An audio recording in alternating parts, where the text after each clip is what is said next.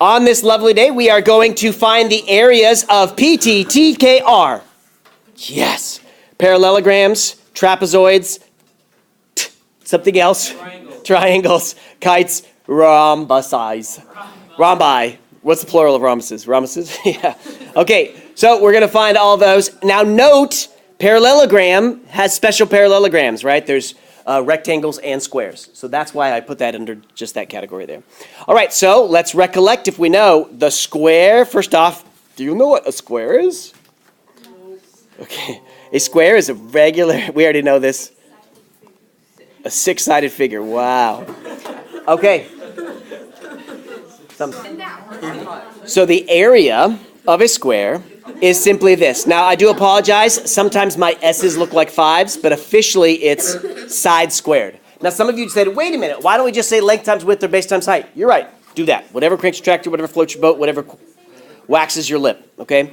So, some people have to. All right. In the olden days, yep. So, in this case, the area is 64 units squared. If there is no centimeters, inches, miles, whatever, then please put U squared. Units squared. Bird. Bird. All right, next up is our friend the rectangle. Now, most of you already know this one. Sometimes you remember it as base times height. Sometimes you remember it as length times width. Again, whatever cranks your tractor, whatever. The most important part, of course, is that base and height are perpendicular. On top of that, base does not mean bottom. It does not mean the bottom or the south. Base does not mean bottom. It simply means the perpendicular to the height. That's it. So, for example, if I rotated this whole shape this way, well, which way's the bottom now? Oh, well, bottom's all over the place. So, as long as we just get base and height perpendicular. All right. So, base times height. Now I'm going to recognize which one's the base, which one's the height. Folks, it doesn't matter. The commutative property says when you multiply, you can switch them around anyways. The most important part is that you're paying attention to what is perpendicular and what is perpendicular to each other. And in the end here, we get 16.56. Notice it's inches. They gave us a unit, so inches squared. Grandmother, word to yours. Yoda? A guy. That was Yoda. Next one is base times height. Again, parallelogram. It turns out a parallelogram is a rectangle. A rectangle is a parallelogram. And if you were to chop off right here, this little triangle right there, boonk, and replace it over there, notice that the new shape would be effectively a rectangle. So that's why we can use the same super secret formula. Base times height. Again, the most important part is the perpendicular edge. Look for the perpendicular edge. So 5.8 does not show up in the area formula. If I were finding the distance around, perimeter, that's French for perimeter, then you would be using that. But in this case, here we go. It is the perimeter. I have no clue. Triangle is the exact same, and notice what a triangle is. If I were to replicate the triangle and rotate it around, notice I now have a parallelogram. So it's a parallelogram cut in half. So there you go. That's where we get our super secret formula. It's base times height, but just cut in half. So again, the most important part is not that the base is on the bottom, but that the height and the base are perpendicular. So my base and my height here are like that. Depending on your perspective, you could have a different base and a different height if you rotate this around and found the altitude from a different place. If I found this altitude right here, then I would call this my base here and this my height here. So remember, each triangle has 3 altitudes. So we can use each altitude as its own height. We would just have to use the perpendicular as its base there. So as we look here, it's not drawn, so please do so, just so that we can clarify. The 8 there is the one that's perpendicular to the 21. So the 8 and the 21 are the 2 numbers we're using. The 10 and the 17 we don't need unless we're finding perimeter. All right, so area is 1/2 base times height. Then I substitute in accordingly. Base I'm going to call 21 in this case, and height I'm going to call 8. Again, officially in this case, the base would be 21, but it actually doesn't matter too much which way you do it. Before I even multiply out, I'm going to reduce things. Half of 8 is 4, so I don't even need to use a calculator. I'm just going to do that to get 84. Again, no units, so put units squared on that one. All right, next here, again, we have to make sure that our bases and our heights are perpendicular. And in a trapezoid, the bases are the parallel sides. And let me fix that, B2. So B1 and B2 have to be parallel. So the orientation is not top and bottom necessarily. It might be up, down, or something like that. So in this case, we have to identify my bases. These are my bases, and of course, there's my height. And so the super secret formula looks like this. 1/2 B1 plus B2 times H. You may see it written in other ways. Notice that if you add two things together and divide it by 2, you call that the average. So you could have said the average of the bases times height. Somebody else might write it like this, where they say B1 plus B2. You don't need to write these, but if you find it helpful, divided by 2, and then multiply the whole thing by H. Or even still, it might be written like this, H over 2 times the sum of the bases. So just want to give you perspective. There's a bunch of different ways that it might be represented. The key is that you're adding your bases together. Somewhere you're dividing by 2, and somewhere you're multiplying by your height. So the key is to identify your bases. It does not matter which one are the bases. So 14 plus 6, I'll put in there. And I do want to start with the formula, 1/2. Generally, I'll stick with this one times the height. Now my height here is 7, and I do need to put the 1/2 in the front. I could distribute the 1/2 if I would like to at this stage, or add those together, then cut it in half. It doesn't matter. Well, if I add those together, I get 20. When I cut it in half, I get 10. So now I get 10. The 7 comes back down, and the end is 70 units squared. But had I distributed here, 7 plus 3 is 10, and 10 times 7 still is going to give you 70. Now let's look at the next one.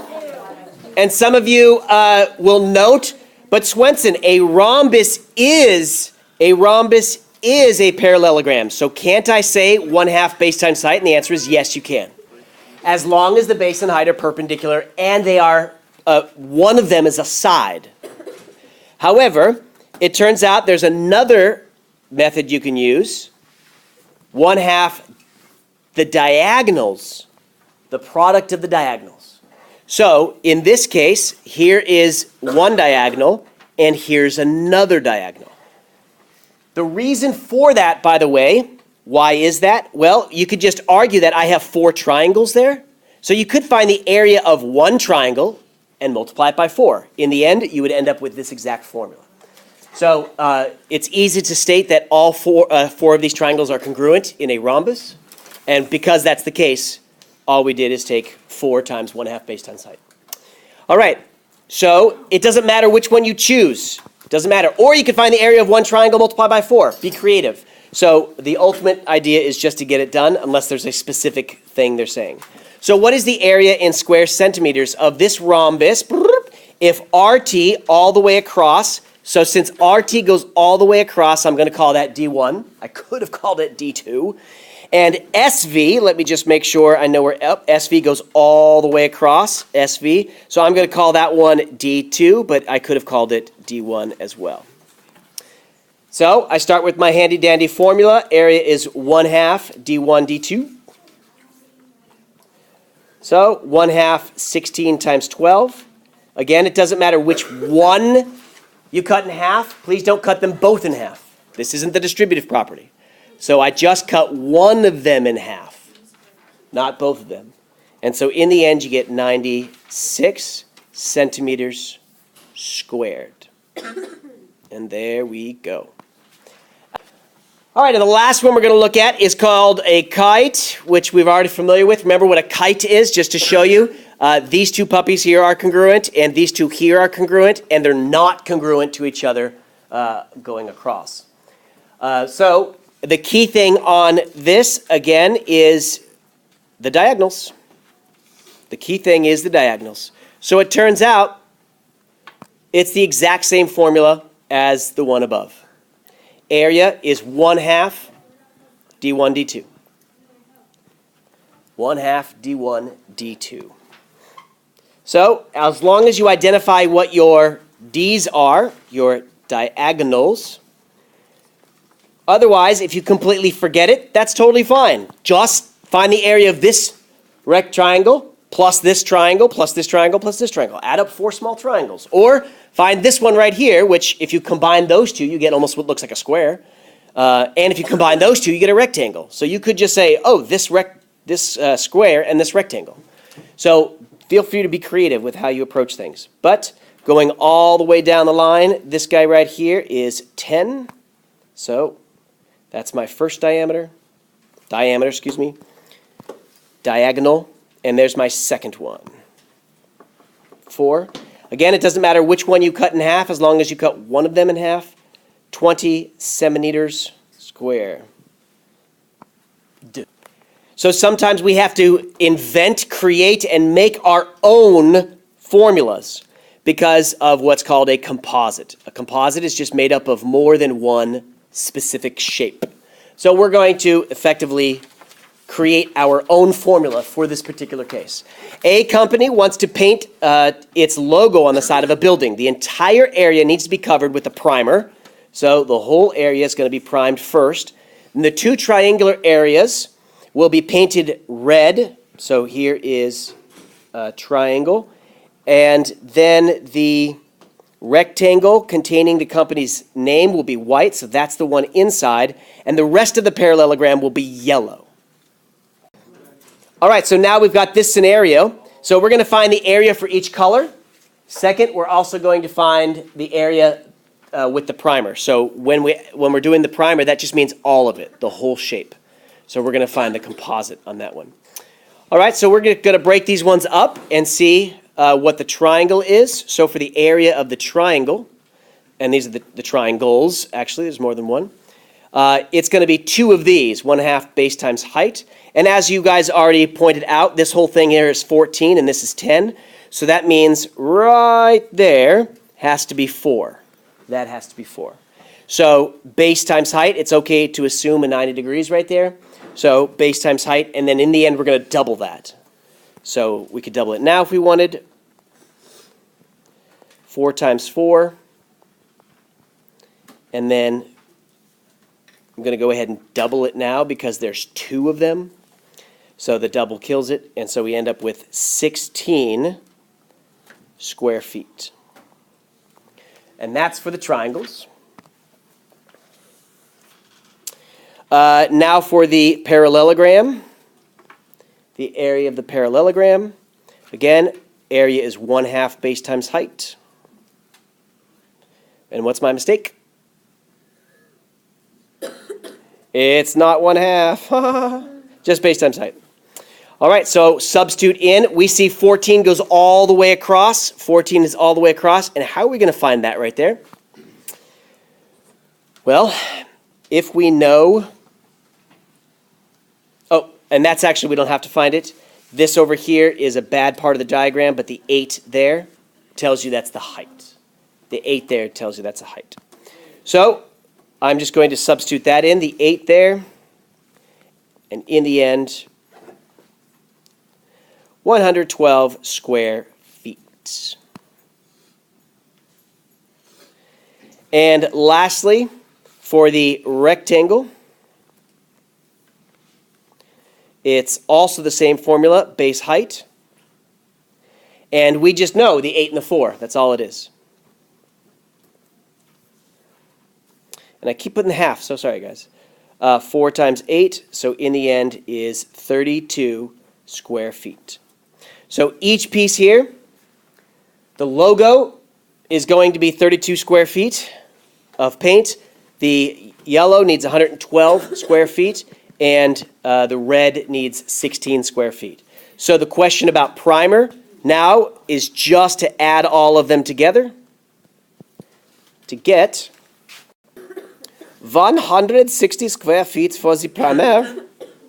And then from there, you can figure it out by how much pints and stuff based on your other information at Lowe's or something. Lots of hands. Good observation. So I did make a mistake. So let's go back up here. And I do have to subtract the 32 from this guy here. So my mistake there, which also will change my answer over there because I don't want to count the 32 twice. So my apologies. So this one here is actually 128 square feet because I subtracted the 32. And then finishing up the yellow one there, that should be 80 square feet. Good. Good observation, and thanks for that. Just making sure that we add where we need to and subtract where we need to.